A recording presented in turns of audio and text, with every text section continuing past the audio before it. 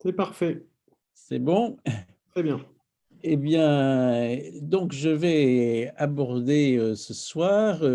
comme, le docteur Micouleau le disait, le nouveau modèle de soins en essayant de l'illustrer, avec un paradigme qui me tient à cœur, la clinique fondée sur les valeurs. Et puis, j'espère pouvoir aborder, les travaux qui sont,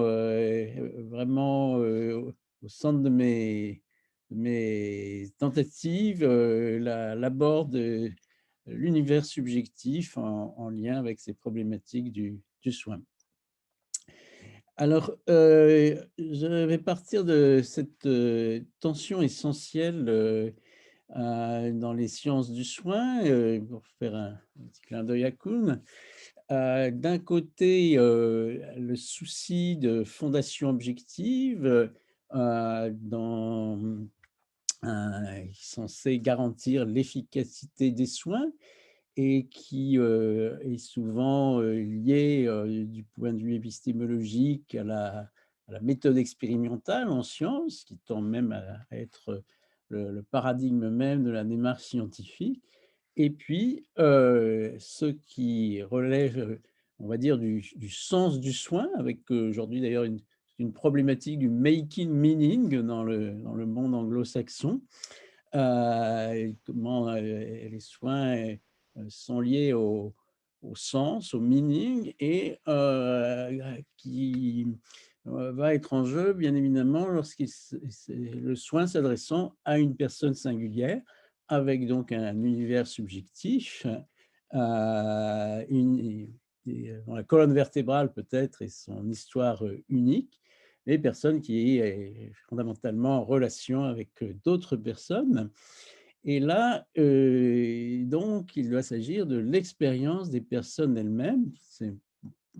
On peut considérer comme les données cliniques, premières, et donc toute cette tension au cœur des sciences cliniques, comme, ces sciences cliniques, axées autour, par définition, de la rencontre. Eh bien, comment peut-on concilier ces 2 directions, fondation objective et sens du soin?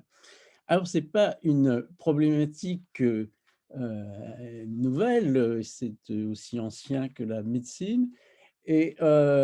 j'aime bien montrer cet extrait du Père Goriot de Balzac, le fameux roman. Vous allez comprendre pourquoi j'aime bien le montrer. Mais donc c'est si vous avez en mémoire ce roman, Eugène de Rastignac, jeune étudiant pas encore complètement cynique, eh bien s'occupe de soigner le Père Goriot qui vient d'avoir une attaque cérébrale, parce que ses 2 filles, sa passion, se sont, déchirées devant lui. Et Eugène vient, appelle au secours, Bianchon, qui est le médecin de la Comédie Humaine et qui à l'époque est jeune interne en médecine. Je vous laisse,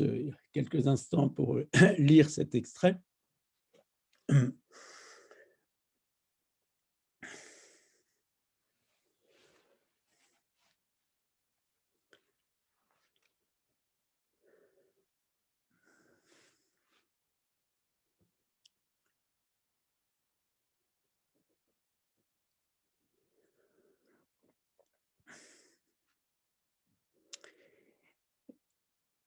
Alors, dans ce court extrait, eh bien, il y a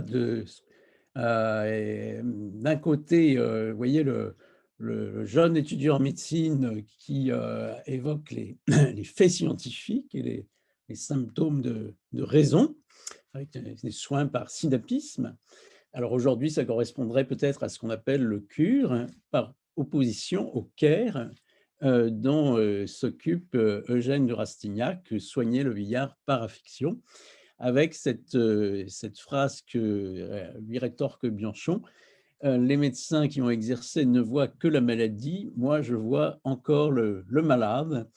Et donc ce contraste entre la maladie, je vais le développer, plus longuement dans quelques instants, et la personne du malade. Alors, juste après d'ailleurs la crise, le père Goriot fait une nouvelle attaque cérébrale, et il est, il exprime ses sentiments et sa tête est serrée comme dans un étau, et il est pris par sa passion de ces filles qui l'ont tant soigné rue de la Jussienne avec, tout un petit passage sur la rue de la Jussienne. Mon paradis était la rue de la Jussienne, parce que il a élevé ses filles rue de la Jussienne. C'est une petite rue du 2e arrondissement de Paris, qui est d'ailleurs aussi dans des romans de Dumas et de Victor Hugo. Et donc c'était le monde, l'univers subjectif du père Goriot dans sa période heureuse lorsqu'il élevait ses filles. Pourquoi je vous parle tant de la rue de la Jussienne qui est, indiquée par une flèche rouge, donc vous voyez dans le centre de Paris, vous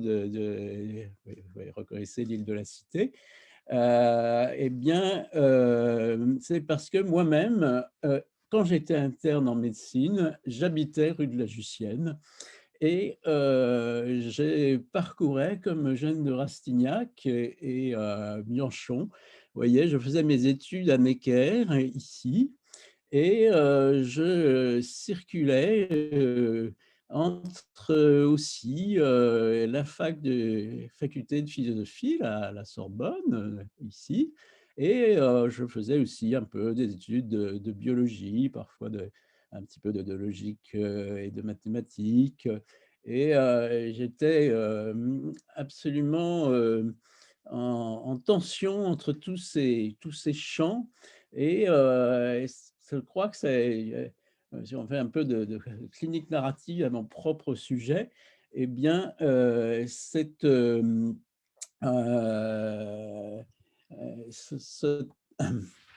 ah, je vais couper, heu,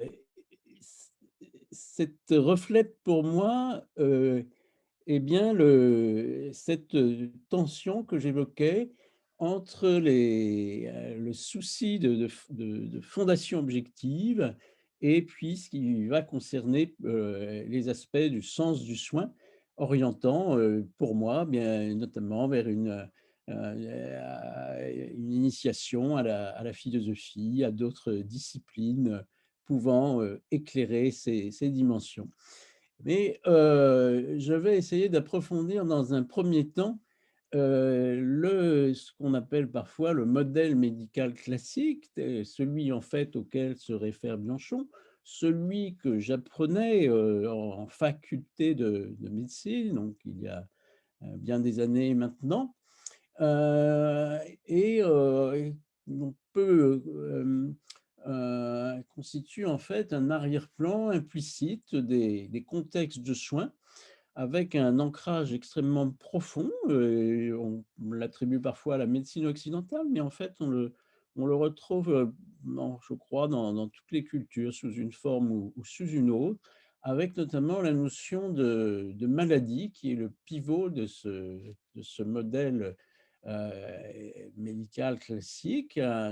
Un trouble, ce qui perturbe, un pathos, eh bien ça va être une maladie. Alors je vais y revenir. Le soin du trouble, vise à éradiquer la maladie et obtenir la guérison, donc c'est la notion de cure et curer et cette notion que le traitement se fonde rationnellement sur la connaissance de la tiologie et de la pathogénie de la maladie. Donc le modèle, médical, en fait, le modèle de la maladie, alors, il y a énormément de travaux philosophiques, s'efforçant de définir de façon, conceptuellement cohérente une notion de maladie. Mais, dans la pratique, en fait, ça tourne, heu, fondamentalement sur la maladie comme entité objective, on peut dire, espèce naturelle si on se réfère à l'épistémologie, contemporaine, c'est-à-dire en fait un noyau isolable de régularité causale qui va impliquer des altérations du fonctionnement avec une valeur négative pour un individu ou un groupe social. On voyait apparaître là la notion de valeur, qui, entre immédiatement en tension avec l'idée d'objectivité. Toujours est-il qu'une science médicale mature, eh bien, reposerait sur une définition et un classement des maladies selon les articulations de la nature et en fonction de connaissances, causales. Donc la fondation, scientifique des soins, eh bien, repose sur l'identification d'une maladie, la connaissance de l'étiologie, comme je l'ai indiqué, et le paradigme, eh bien, c'est les maladies infectieuses, comme on a pu le voir d'ailleurs tout au long de la crise sanitaire, avec peut-être aussi une notion supplémentaire dans la Fondation scientifique des soins par rapport à la notion de maladie elle-même, l'idée d'objectivité du processus de soins. Bien sûr, il peut s'agir de s'appuyer sur les ressources de la personne soignée, mais en principe, la subjectivité, de celui qu'on appelle le patient ou du soignant, eh bien, n'a pas à intervenir de façon essentielle puisque le savoir médical, eh bien, est supposé, suffisant, complet, enfin dans une version idéale, bien sûr, supposé qu'il ait pu être constitué, pour obtenir la guérison. Le point central, bon, ben, c'est une maladie, c'est une entité isolable, abstraite, de l'individu et chacun est affecté identiquement, avec cette notion d'abstraction sous-jacente. Certes, il y a une variabilité, des sous-types, des formes cliniques, des terrains préférentiels, qui peut conduire à différents raffinements nosographiques, mais ce qui est fondamental dans l'idée de maladie, eh bien, c'est que c'est une identité isolable, abstraite, chacun étant affecté identiquement, ce qui conduit à définir des critères et idéalement, eh bien, c'est susceptible d'être formalisé dans un protocole reproductible. Alors ce modèle, il est très profond, très ancré dans les mentalités, sociales, on pourrait longuement, faire appel à des considérations sur la demande sociale de prescription de médicaments, sur les fonctionnements institutionnels et les remboursements de soins.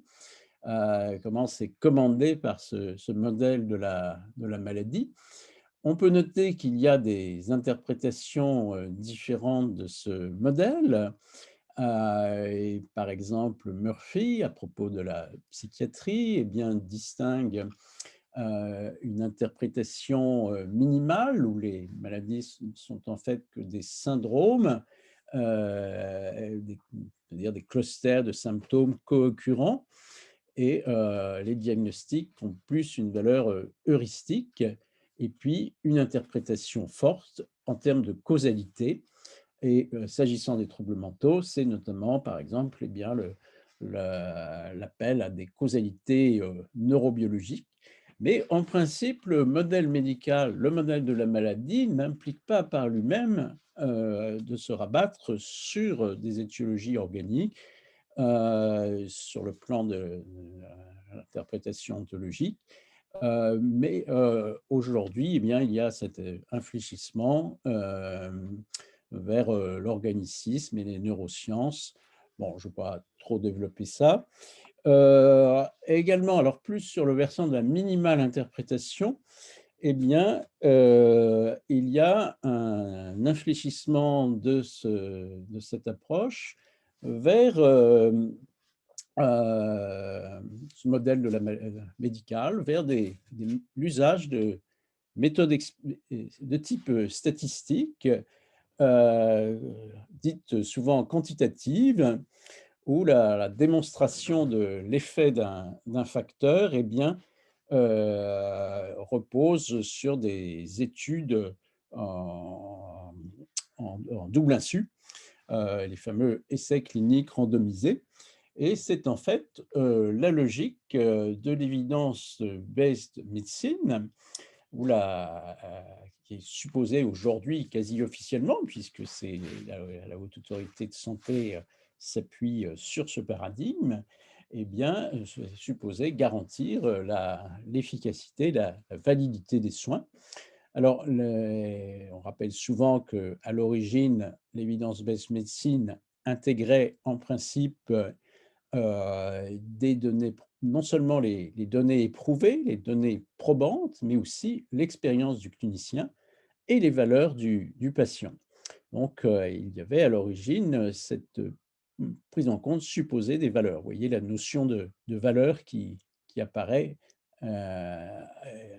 au début, à la naissance de l'evidence-based medicine. Mais en pratique, eh bien, l'evidence-based medicine a, privilégié, constituer une hiérarchie d'évidence, une hiérarchie de preuves et avec au sommet les méta-analyses, d'essais cliniques randomisés qui, soulèvent des difficultés considérables dans tous les contextes de soins où la singularité, les interactions entre parties prenantes interviennent de façon évidente. C'est bien évidemment en psychiatrie, mais finalement, en fait, on peut mettre en évidence que toutes les décisions de soins, fondamentalement, eh bien, mettent,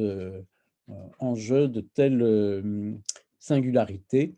et je me suis particulièrement intéressé aux situations de handicap, de ce point de vue-là. Alors, on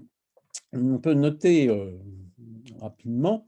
pour pas trop développer là-dessus, mais que l'evidence-based practice, donc correspond au modèle minimal de Murphy,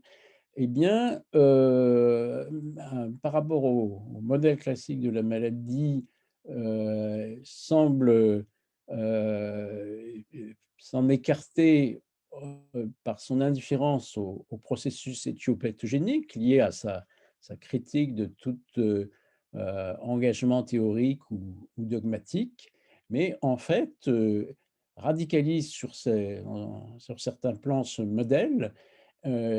puisqu'il y a,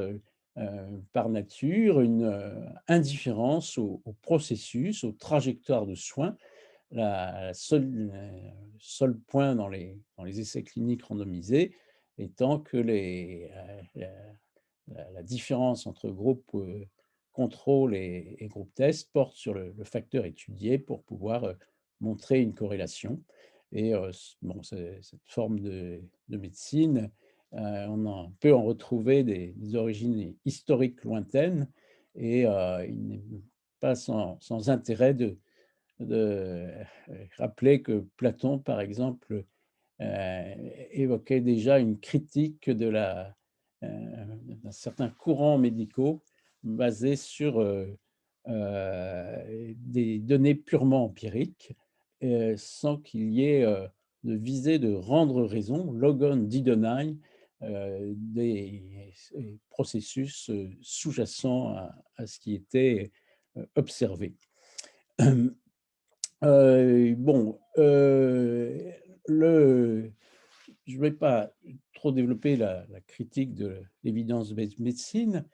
Je voudrais souligner, pour bien poser le problème dans toute sa force, tenter de le faire, souligner les attraits puissants du modèle médical, heu, qui sont, donc le modèle, entendu comme le modèle de la maladie,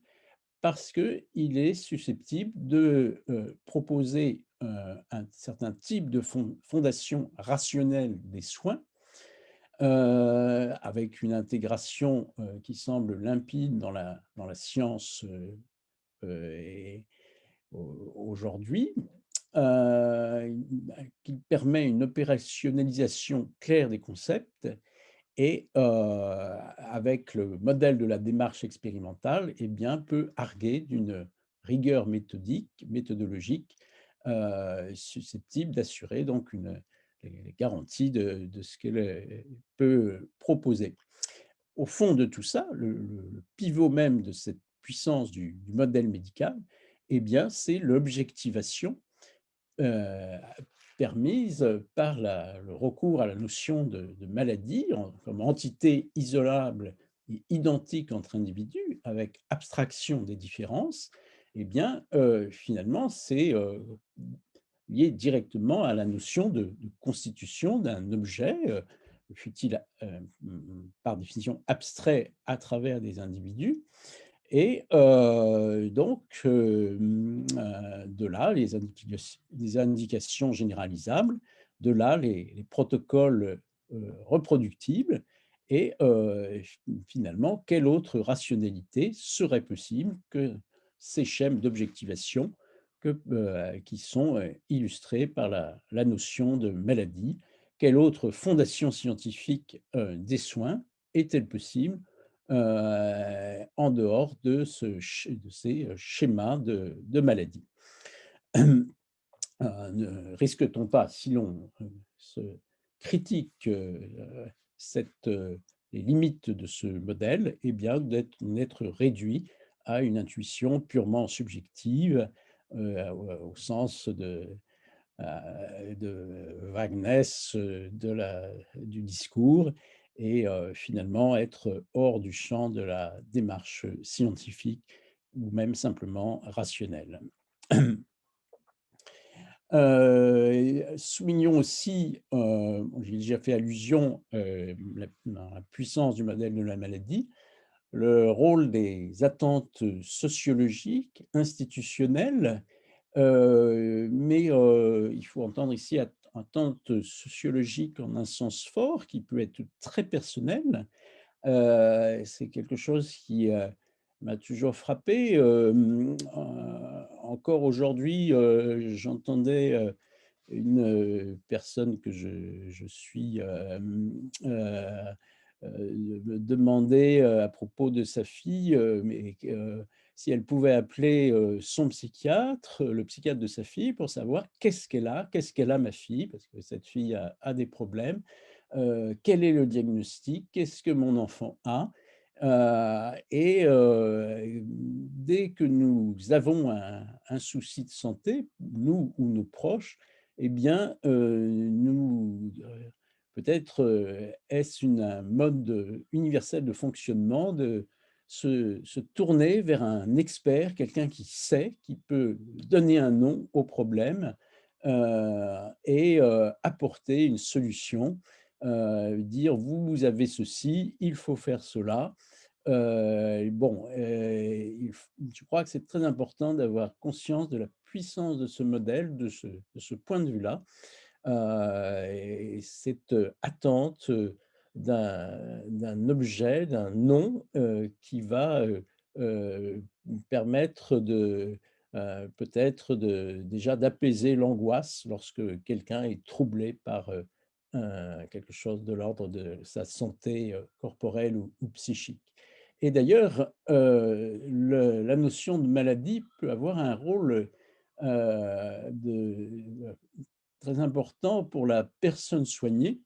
à travers le rôle de patient, le soulagement que cela peut apporter. C'est quelque chose qui m'a, beaucoup, frappé à propos du paradigme du rétablissement et je suppose que vous en avez, entendu parler déjà beaucoup. Donc ce paradigme du rétablissement qui est fondé sur la réappropriation du pouvoir d'agir par la personne, un détachement progressif de la maladie vis-à-vis de l'existence, mais des travaux, et je pense en particulier à ma collègue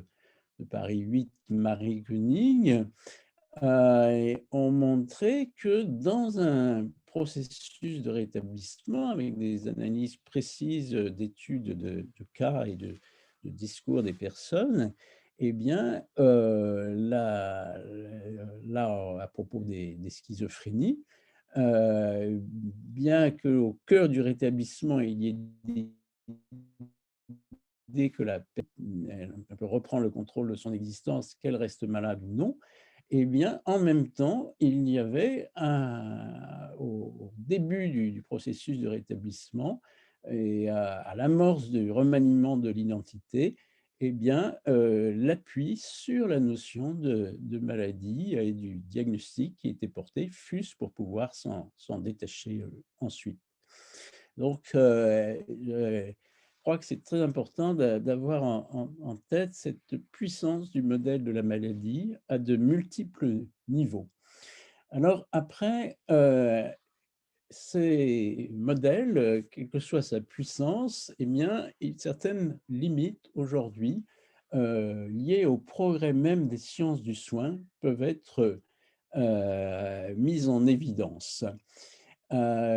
Parce que les progrès même des sciences du soin, eh bien, nécessairement mettre en avant la complexité des processus, à la fois, pathogéniques et thérapeutiques et finalement, si le grain d'analyse est assez fin, eh bien, un processus pathologique,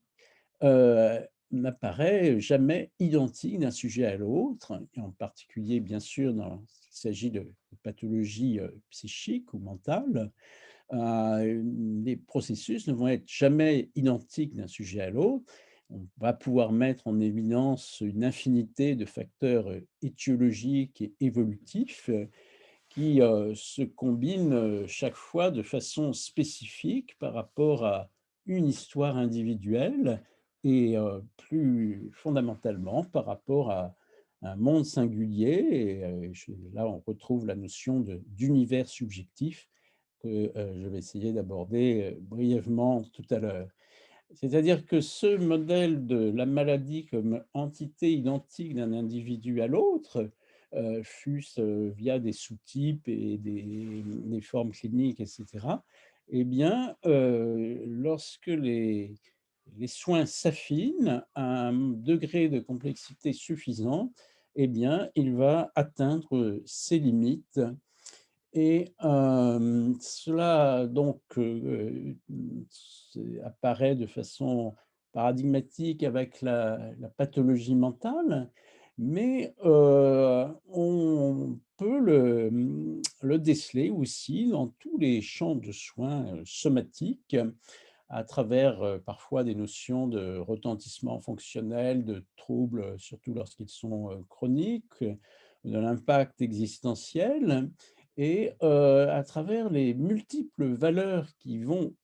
intervenir dans un processus de soins pour une pathologie, persistante et je fais là une première allusion, à la clinique fondée sur les valeurs qui est dont le psychiatre et philosophe anglais Fulford est à l'origine. Dans cet, ouvrage, je vais y revenir tout à l'heure,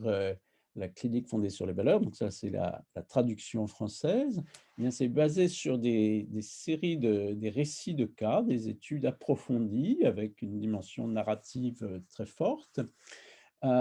qui montrent dans des situations très diverses, cancer, lombalgie chronique, acné sévère, diabète chez les adolescents, eh bien, à chaque fois finalement, que dans la trajectoire des soins et dans les blocages aussi qui peuvent survenir, eh bien, interviennent des valeurs multiples qui modifient, profondément à la fois la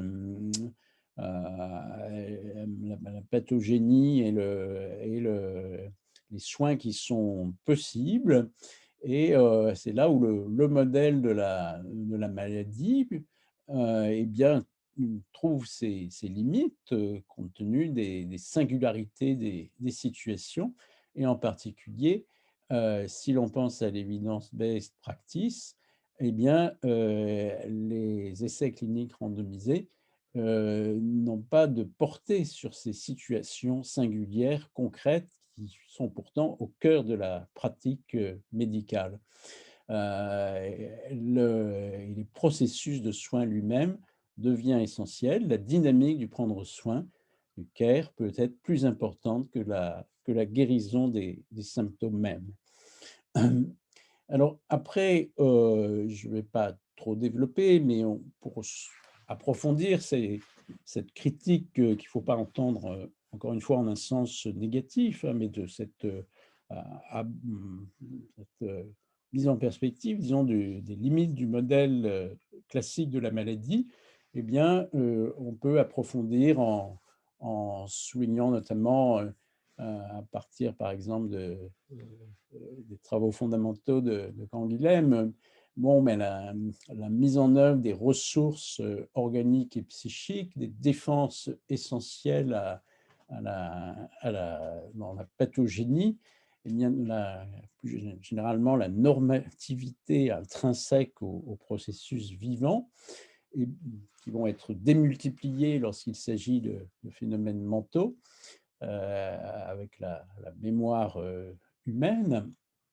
Eh bien, donc toute cette dynamique des ressources de la personne, éminemment singulière, éminemment liée à un univers subjectif, eh bien, vont là aussi, finalement, montrer que le modèle simple de la maladie, ne peut pas être, suffisant, dès lors que on prend au sérieux toute cette, richesse des ressources des individus, des personnes et des ressources de leur univers, singulier. Et bien évidemment, et en psychiatrie, on le sait particulièrement, s'appuyer sur les ressources, d'une personne peut se révéler essentiel à l'efficacité des soins. L'activité de la personne influe sur son devenir et l'autonomie est d'ailleurs même la finalité des soins en santé mentale. Donc, au total, eh bien, la question à travers, ce long évocation du modèle classique de la maladie, du modèle médical que j'ai fait, se pose la question d'une approche qui reste scientifique, des soins, mais dépassant un modèle, devenu, trop étroit ou qu'il a toujours été, encore une fois, ces problématiques ne sont pas nouvelles, mais elles sont peut-être posées avec acuité aujourd'hui. L'approche, scientifique, au sens, de fondation rationnelle, des soins, bon, ben, peut-on, fonder rationnellement, des soins au-delà, du modèle, trop étroit sous certains aspects de la maladie, quelle que soit la puissance, la force et de ce modèle, et qu'il ne s'agit surtout pas d'écarter non plus. Alors, il y a une pente qui peut être celle du renforcement du modèle qui est aujourd'hui, raffinement du modèle de la maladie, qui est notamment l'orientation vers l'intégration de facteurs de risque et de facteurs de vulnérabilité dans dans la, heu, dans l'objectivation en fait des facteurs de risque, de facteurs de vulnérabilité, qui conduit en fait à une extension de la notion de maladie. Et il y a eu en particulier un bel exemple, c'est le débat du DSM-5 autour de la question de considérer le syndrome de psychose atténuée comme un trouble à part entière ou pas. Et bon, à travers tout ça, en fait, ce que j'évoque, c'est la puissance, là encore, du modèle de la maladie qui peut, intégrer, et c'est une pente aujourd'hui, très importante dans la médecine. On le voit d'ailleurs, même à propos heu, des situations, la crise sanitaire actuelle, d'intégrer dans le modèle de la maladie, ce qui au départ n'est que simple facteur de risque de pathologie ou de maladie. Donc c'est en quelque sorte une extension, de la même logique. Alors, par rapport à cela, eh bien, l'autre branche, l'autre al de l'alternative, c'est le développement de soins authentiquement, personnalisés avec, donc une visée d'appréhension des processus pathogéniques dans leur singularité dynamique, mais qui garde le souci de cadres techniques rigoureux, sur fond d'une rationalité, souci de fondation rationnelle et dont un des indices, forts est la transmissibilité possible. Et donc là, nous nous orientons vers les modèles du soin, on dit souvent centrés sur la personne. Et donc on peut énumérer toute une série d'approches, alternatives du soin, alternatives par rapport au ce modèle classique, médical orienté par, l'idée, restreinte de maladie. Donc là, j'ai listé quelques paradigmes qui sont apparus, dans différents contextes, psychiatrie. La décision médicale partagée, donc à l'origine, c'est dans des contextes de médecine, somatique que cette problématique est apparue. Le partenariat relationnel, donc ça c'est, le Montréal Model, donc c'est plutôt en santé mentale, au Canada. La clinique narrative, la clinique fondée sur les valeurs dont je vais reparler, le paradigme du rétablissement, et des approches, centrées sur la personne au sens plus précis de l'héritage de la counseling psychology, dans le monde anglo-saxon, en référence en particulier à l'héritage de Carl Rogers. Et puis on peut mentionner d'autres directions encore, et il existe, bien d'autres, paradigmes, qui, ont en commun, au-delà de l'hétérogénéité des origines, des objectifs, des cadres conceptuels, et bien, la confiance en la capacité des personnes soignées à participer elles-mêmes aux décisions de soins. Et donc dans donc cet ouvrage, Nouveau modèle de soins qui est coordonné avec, Bernard Pachou et Bernard Granger. Il regroupe en fait 14 chapitres, abordant différentes, approches, du soin. Eh bien, ces nouveaux modèles, heu, convergent autour d'une dizaine de dimensions. Donc j'ai, listé les 1res, ici. Le souci de dépasser le modèle médical, je l'ai évoqué longuement. L'importance accordée au retentissement fonctionnel des troubles, au-delà des symptômes, la centration sur la personne dans sa globalité et sa singularité, en interaction avec son environnement. Alors un point peut-être, plus fondamental, reconnaissance de l'expérience subjective comme source non substituable de savoir. Je crois que là, c'est vraiment quelque chose qui est,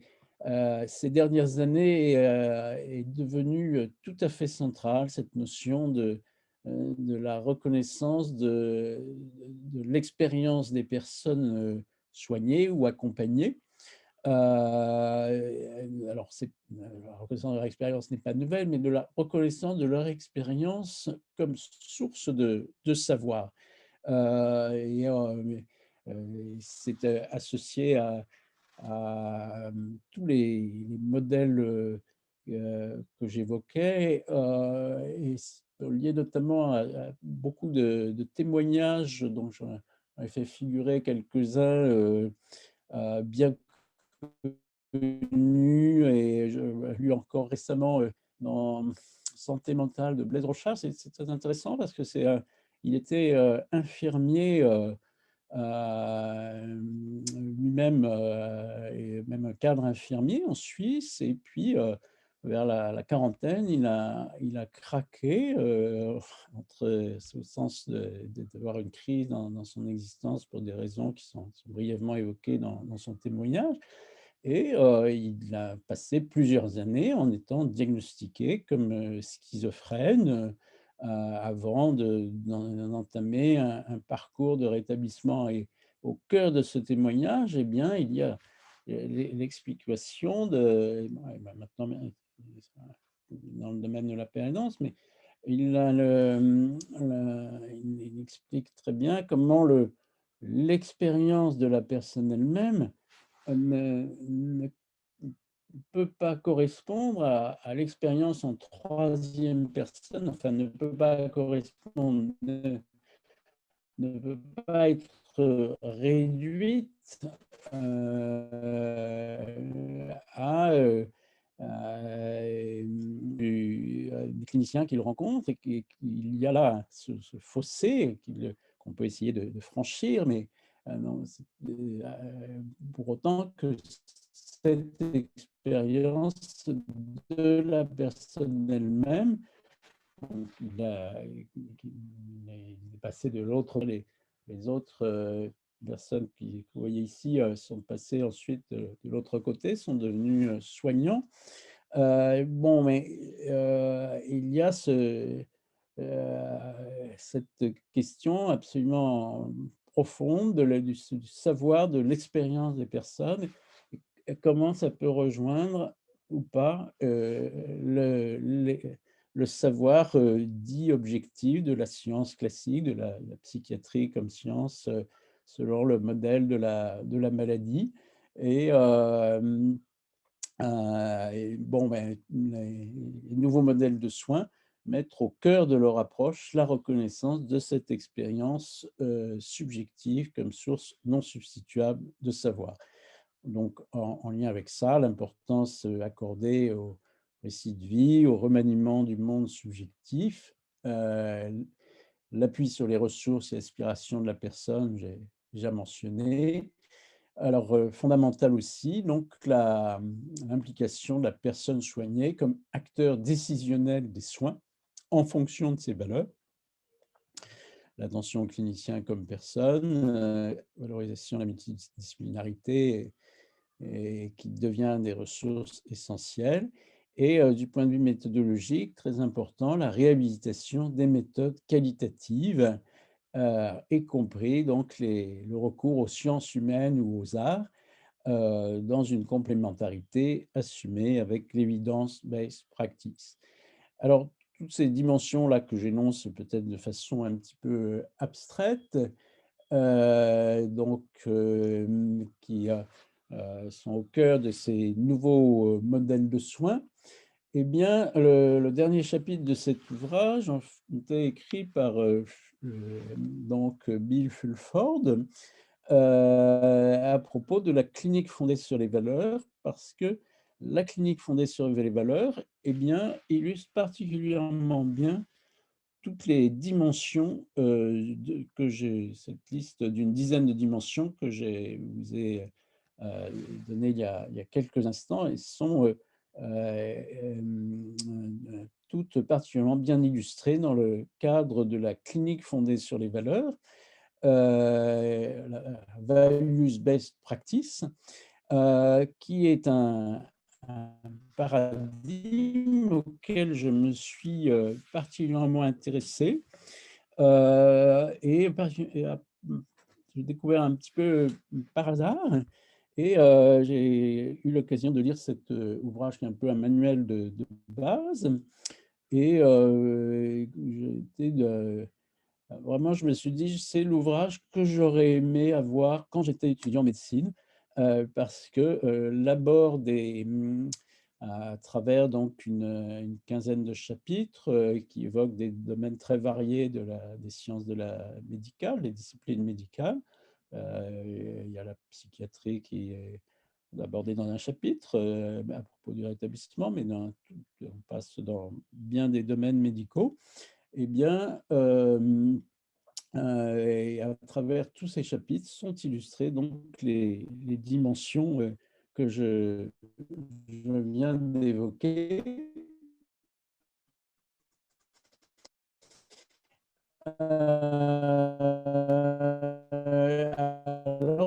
Alors, s'en parle, eh bien, c'est que les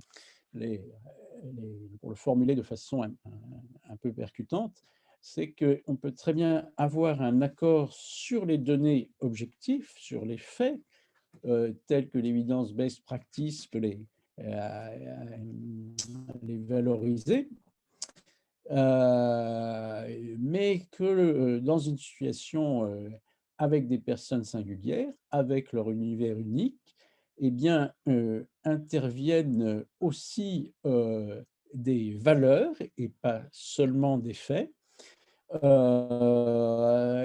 Et dès lors qu'on a une multitude d'acteurs avec, les personnes soignées, mais aussi des personnes soignantes, mais aussi des proches, eh bien, on va, même s'il peut y avoir un accord sur les données, sur les faits, eh bien, des différences de valeurs qui vont susciter des conflits et il est illustré dans cet ouvrage comment ces conflits, eh bien, peuvent, retentir sur, l'altération de l'idéal soignant et être, à l'origine de plaintes. Et aujourd'hui, il y a toute cette appréhension de la judiciarisation de la médecine. Eh bien, une des thèses, illustrées de l'ouvrage, c'est que bien souvent, sous-jacent à ces problèmes de plainte et de burn-out, il y a des conflits de valeurs, malgré, qu'il n'y ait pas de désaccord sur un plan strictement, «scientifique» entre guillemets, au sens de l'evidence based. Alors, le problème, va être comment prendre en compte les valeurs des personnes dans des soins de façon scientifiquement fondée. Et c'est là toute la les développements que sont proposés dans le cadre de la clinique, fondée sur les valeurs, où les valeurs deviennent, un moteur fécond pour la prise de décision en soins, mais et c'est une réponse apportée, je dirais, bien au-delà des décisions et Fulford et ses collaborateurs montrent que la prise en compte des valeurs a un impact pour l'efficacité des soins, mais je dirais que l'impact est bien au-delà que l'efficacité, puisque précisément ça permet de rencontrer la dimension du sens, du making meaning, qui est donc au cœur du prendre soin et de la relation de soins. Donc c'est un paradigme qui aujourd'hui s'est développé, sur les 5 continents. Et si vous êtes, intéressé, il suffit de taper Values Best Practice, et on arrive,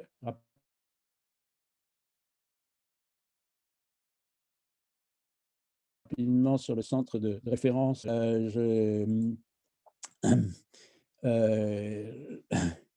Le Petit souci.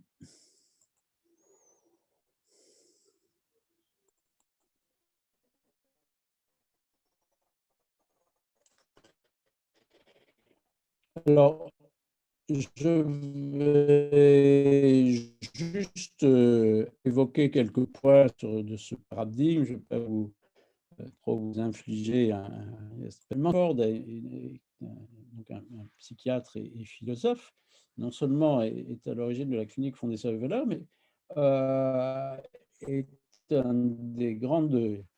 figures qui a porté le renouveau au niveau international de la philosophie de la psychiatrie, enfin, qu'il préfère appeler lui philosophie and psychiatrie. Et c'est lui, par exemple, qui coordonne le Oxford Handbook of Philosophy and Psychiatry, ou qui est d'ailleurs le fondateur aussi de la revue Psychologie, Psychiatrie, il y a un troisième P,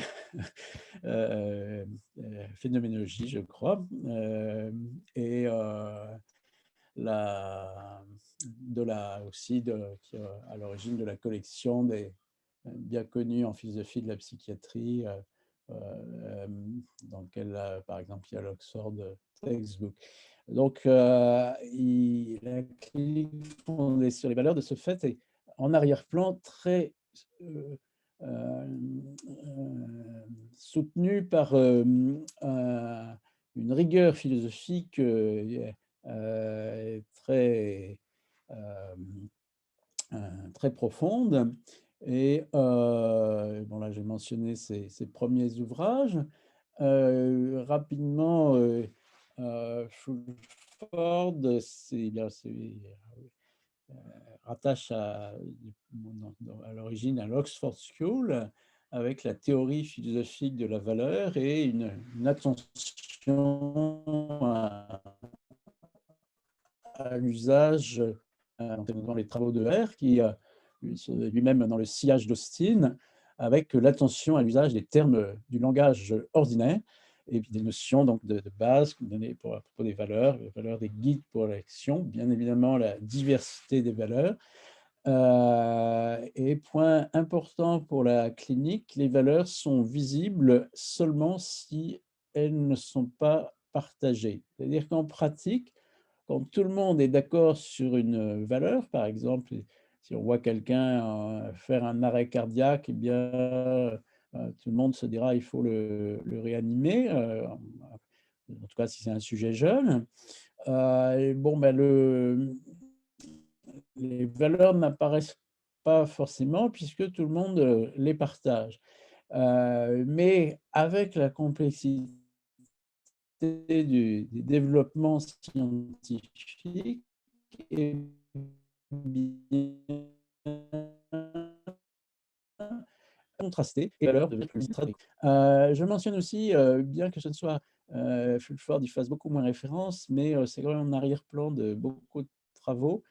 Hilary Putnam, donc ce grand philosophe américain qui est mort il y a quelques années, parce que Putnam a eu un rôle fondamental dans la remise en cause, à la fois dans la prise en compte de la dualité fait et valeur et dans la remise en cause de cette dualité. Euh, et le, un point essentiel, bon, on retrouve l'idée d'Austin que le sens de toute phrase met en jeu des valeurs. Et Putnam, dans des ouvrages bien vraiment fondateurs sur les questions de valeur, remet en cause la distinction entre fait et valeur, c'est-à-dire en fait que plutôt sous l'angle que toute donation de fait, d'évidence, eh bien, est en fait déjà infiltrée de valeur.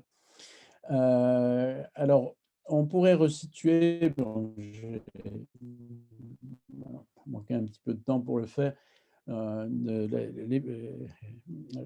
prise en compte des valeurs telles que Fulford la propose dans l'évolution des conceptions relatives à la psychiatrie. Ce n'est pas pour rien, disons, que Fulford a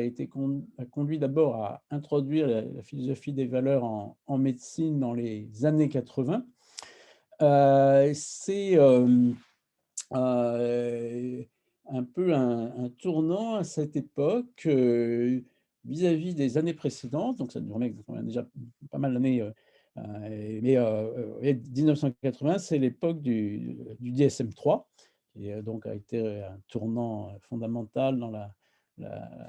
pour la psychiatrie, sous l'influence de ce manuel américain. Et le DSM-3, on ne sait pas toujours, mais avait été influencé par l'empirisme logique de Nempel, qui avait d'ailleurs fait une conférence célèbre devant des psychiatres un petit peu avant, avec l'idée qu'il fallait donc pour le dire très simplement, avoir une démarche purement empirique avec des catégories libres des valeurs, ce qui a conduit à libre de valeurs, ben, je veux dire libre de théorie, c'est le fameux athéorisme supposé du DSM-3. Et donc à l'origine, dans les années 80, eh bien, Fulford, un peu en réaction contre ça, a commencé à introduire la philosophie des valeurs en médecine, puis en psychiatrie, en réaction avec l'idée que les catégories psychiatriques pouvaient être purement objectives et neutres en valeur. Et ça a été, heu, bon, notamment pour mettre en évidence que toute décision diagnostique ou de soins était, infiltrée de valeurs, en s'appuyant sur un cadre austinien d'analyse de l'usage, des mots. Et ça a été bien illustré, ensuite, en particulier par les travaux de Sadler à propos du DSM, comment le DSM, ou toute classification, hein, le DSM n'est qu'un exemple, eh bien, mais un exemple intéressant parce qu'il se voulait athéorique, eh bien, était infiltré par des valeurs sous de multiples plans, esthétiques, épistémiques, éthiques, ontologiques, des valeurs pragmatiques également. L'ouvrage de Sadler est très riche pour, mettre en évidence différents types de valeurs qui infiltrent une classification comme le DSM. Bon, avec un peu plus de temps, j'insisterai sur par exemple, les valeurs ontologiques, sous-jacentes aux catégories du DSM. Bon, on peut prendre l'exemple même, le on pourra entrer dans des débats sur ce qu'on entend par ontologique ici, mais des exemples de valeurs, en jeu dans le DSM, eh bien, par exemple, l'individualisme, un trouble mental réside dans un individu, l'hyponarrativité, puisque on se base sur des syndromes, de regroupement statistique de syndromes, le naturalisme et surtout le pragmatisme. Bon, pourrait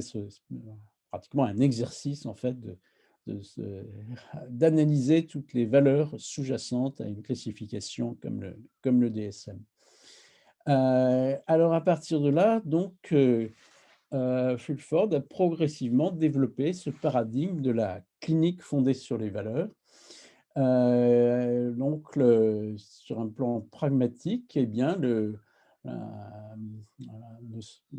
point de départ, c'est que la notion que les conflits dans les soins peuvent être liés à la non prise en compte des valeurs des personnes soignées,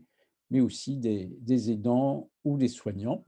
Valeurs donc qui sont omniprésentes dans les soins, guidant toute décision, révélées par des situations singulières, dont le rôle n'est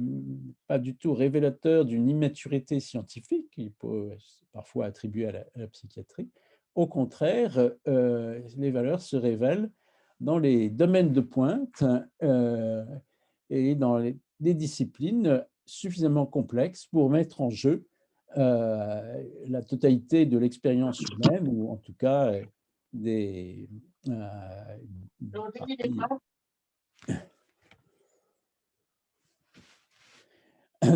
Alors, la les valeurs complexes vont impliquer, des significations variables selon les acteurs. Par exemple, la valeur de l'intérêt supérieur, qui est une notion dans le monde anglo-saxon, attribuée notamment dérivée notamment souvent, évoquée dans le cadre de l'éthique, biomédicale. Eh bien, on va, rencontrer, des conflits entre des valeurs, autour de l'intérêt supérieur supposé et la liberté de choix de la personne. Des problématiques qui sont, évidemment facilement, si je puis dire, illustrées avec les situations de soins sans consentement. Donc l'objectif de la clinique fondée sur les valeurs, eh bien, ça va être une prise de décision pondérée, heu, en c'est-à-dire un processus de pondération, d'équilibre entre les valeurs de tous ceux qui sont concernés par une situation donnée de soins. Donc à la différence de l'évidence-based medicine, qui envisage les choses par rapport à des populations de référence, la clinique fondée sur les valeurs est vraiment orientée vers les singularités, les circonstances particulières pour des personnes singulières, dans des situations singulières. Alors, je ne vais pas vous développer tout le processus de la values-based practice, mais il y a toute une série de points qui sont des outils, en fait, pour pouvoir étayer un processus de décision euh, prenant en compte les valeurs des personnes dans des situations de soins. Et donc le premier point, simplement, je le mentionne parce que c'est vraiment au cœur de tout ça, la prise de conscience des valeurs. Euh, il existe des méthodes efficaces pour accroître la conscience des valeurs, leur diversité, leur engagement dans toutes les situations de soins. Et cette prise de conscience est évidemment cruciale et va heurter ce qui est appelé l'illusion du même, et terme fort de delusion en anglais, delusion of sameness. Beaucoup de situations de conflit procèdent en fait, de méconnaissance des valeurs différentes et avec la croyance que par exemple, les professionnels avec qui on travaille, notamment de la même catégorie professionnelle, eh bien, partagent nécessairement les mêmes valeurs. Alors qu'en fait, il peut y avoir une infinité de raisons pour que les valeurs soient différentes. Bon, il y a après toute une série d'outils, de méthodes pour raisonner sur les valeurs, pour approfondir leurs connaissances, surtout implicites, et faisant appel volontiers à différents types de art ou de sciences humaines, par exemple, y compris la poésie. Et même une question aussi de compétences en communication. Et on montre que la clinique fondée sur les valeurs est centrée sur les personnes, mais centrée sur les valeurs de la personne. Ça donne une véritable fondation à la notion d'approche centrée sur la personne. La notion très importante d'équipe multidisciplinaire. Et je dirais que c'est au cœur de l'intérêt pour moi de la clinique fondée sur les valeurs, c'est pour le travail en équipe. La l'apport des valeurs multiples, dans les situations de soins, qui devient un atout essentiel, en particulier en santé mentale. Et puis donc ouais, Fulford est très soucieux de montrer que c'est un partenariat avec la clinique fondée sur les données probantes, l'evidence-based medicine. Il s'agit à la fois de ne pas être aveugle ni aux faits, ni aux valeurs. Bon, je passe un petit peu dessus. Et point euh, euh, original et fécond, c'est vraiment d'envisager la clinique fondée sur les valeurs comme un processus que Fulford appelle dissensus, donc par opposition au consensus d'experts qui se mettent d'accord sur une recommandation. Eh bien, la clinique fondée sur les valeurs, il s'agit vraiment d'explorer par dissensus, c'est-à-dire que ne pas fermer l'horizon des différences des valeurs, au contraire, puisqu'il s'agit de garder ouvert cette confrontation des perspectives dans une visée de pondération. Et donc, tous ces éléments eh bien, illustre les problématiques cruciales, à mon sens, des nouveaux modèles de soins. On pourrait aussi insister dans comment la clinique fondée sur les valeurs s'appuie sur les ressources et potentiels des personnes, restauration du pouvoir d'agir, culture du care au-delà du cul et au cœur de tout ça, eh bien, la notion que la personne soignée est pleinement un acteur décisionnel avec des outils pratiques pour, mettre en œuvre ce principe. Il ne s'agit pas simplement d'affirmer que la personne soignée est un acteur décisionnel, ça c'est affirmé dans toutes les recommandations officielles, mais ça propose un processus,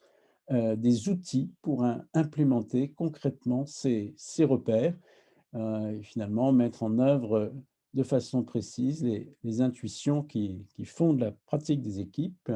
en conciliant à la fois le souci de fondation scientifique et d'enracinement dans la clinique. Alors, il y a des développements, importants et des publications qui par exemple un ouvrage récent à propos des démences. C'est, un paradigme très très vivant aujourd'hui. Je vais prendre encore peut-être, quelques minutes pour évoquer, donc, ces limites qu'on peut, heu, apporter comme, réserve, ouvrant aussi sur des nouveaux développements. Eh bien, là, d'abord, la dichotomie un peu tranchée peut-être dans la clinique fondée sur les valeurs, entre faits et valeurs. J'ai évoqué Putman qui remettait en cause cette, dichotomie. Il y a aussi, une prémisse du respect mutuel qui est le point de départ du processus, de la clinique fondée sur les valeurs. Bah, pour proposer un tel processus, dans le cadre de la clinique fondée sur les valeurs, un postulat de prémisse du respect mutuel, mais on sait bien que le respect mutuel n'est pas toujours, là, et que faire dans ces situations que l'on rencontre, notamment en psychiatrie? Ensuite, une critique plus sur les fondations même de cette perspective, c'est comment, parvenir à une explicitation, des valeurs de la personne, qui puisse être, fondée rationnellement, voire, en un sens, scientifique fort. Eh bien, pour moi, nécessairement, il faut pouvoir, aborder la notion d'univers subjectif qui est la toile de fond, si je puis dire, de l'émergence de valeurs chez une personne. Et je vais prendre quelques minutes, si, c'est encore possible, pour,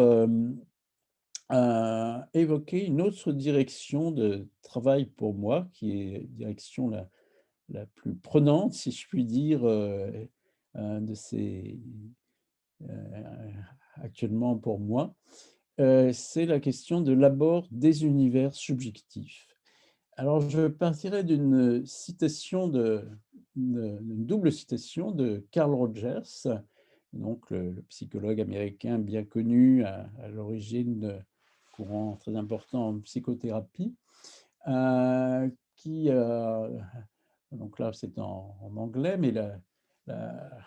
la fonction du counselor, je ne voulais pas parler de thérapeute pour des raisons,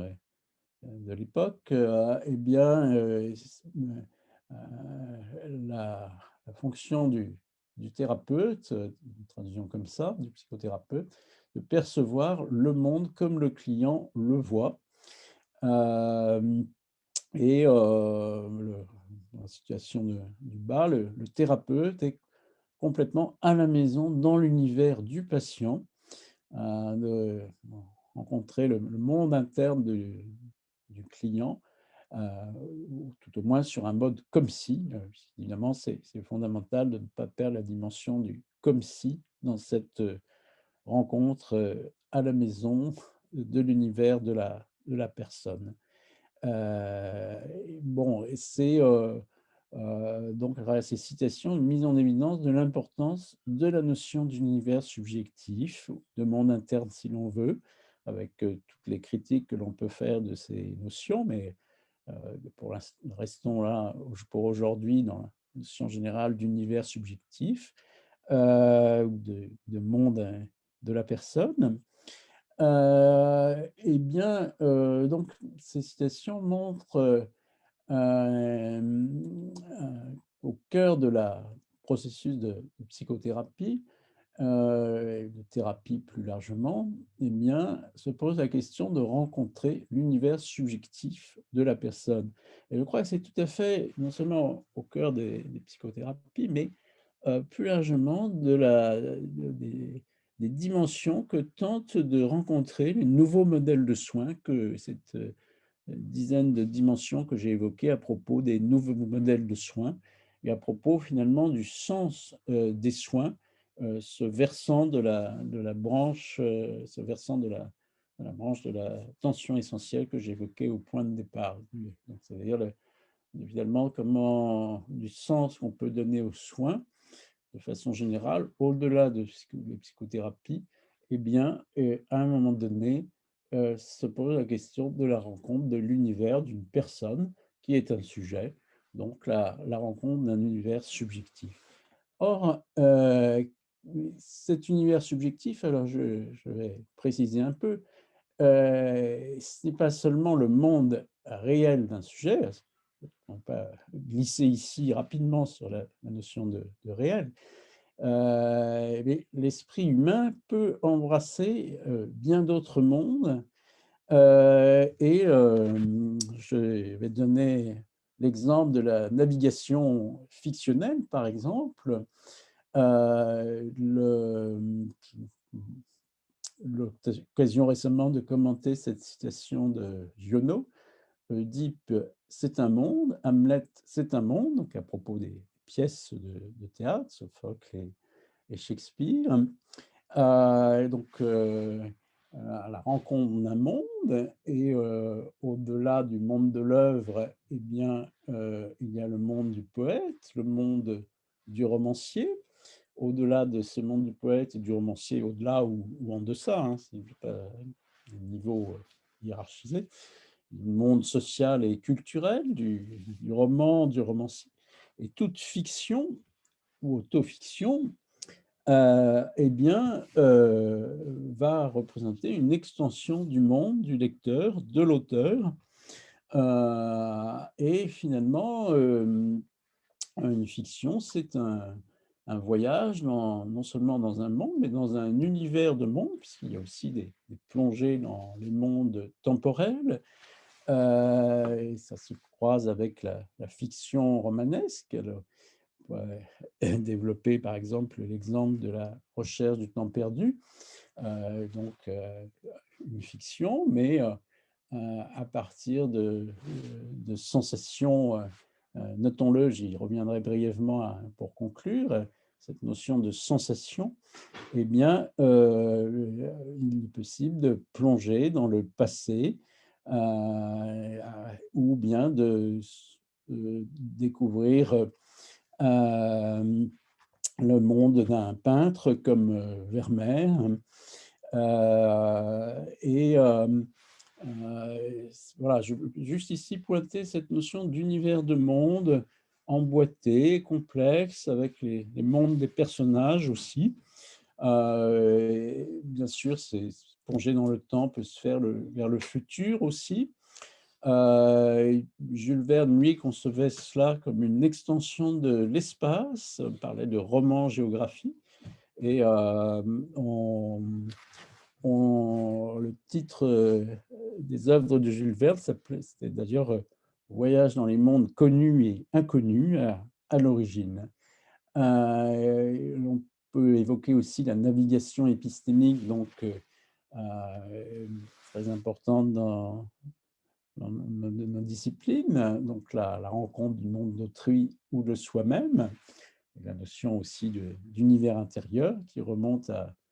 au développement, bon, c'est souvent attribué à on évoque souvent saint Augustin à ce propos avec les confessions et les célèbres livres 9 et 10 des confessions. Bon, les mondes de personnages, le, alors en psychopathologie, on parle volontiers de monde délirant, de monde autistique et basculement dans un autre monde à propos des switches dissociatifs. La relation de soins, je l'évoquais, la clinique fondée sur les valeurs va impliquer l'attribution de valeurs, l'emboîtement complexe de mondes. La clinique narrative est conçue souvent comme une rencontre entre mondes. Et bon, à travers tous ces exemples, eh bien, la notion de monde possible apparaît partout présente dans la vie mentale avec, déjà, en fait, l'anticipation, le désir, le souci, eh bien, ça une ouverture vers des possibles qui impliquent des différents, mondes. Et bon, je ne vais pas vous développer, trop, toutes ces notions de monde qui peuvent apparaître dans la vie mentale. Heu, la pointe simplement qu'un enfant de 5 ans, dispose de cette, capacité prodigieuse à naviguer dans les mondes possibles, comme, il suffit de le montrer sur quelques exemples, j'ai fait dans certains travaux, à partir notamment de l'univers de contes. Et la vie mentale humaine est une permanente navigation dans des mondes multiples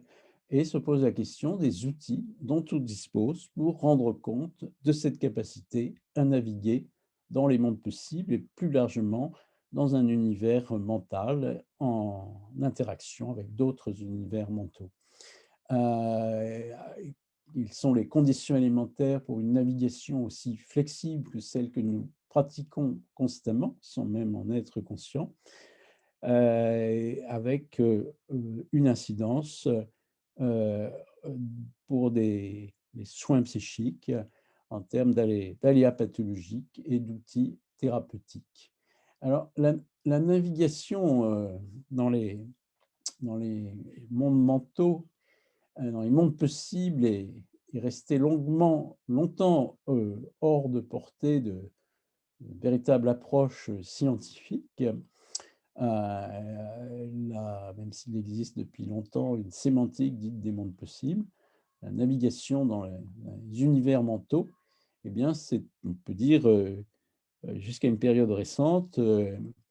terra incognita malgré son importance. Et j'ai essayé de développer un cadre. Alors je ne vais pas trop, là, il se fait tard et je vais réserver du temps pour la discussion, mais une part, importante, de toutes mes recherches a essayé de consister à développer la façon dont on pouvait construire des univers subjectifs à partir de, fragments de présence, ce qui rejoint aujourd'hui des courants des sciences cognitives,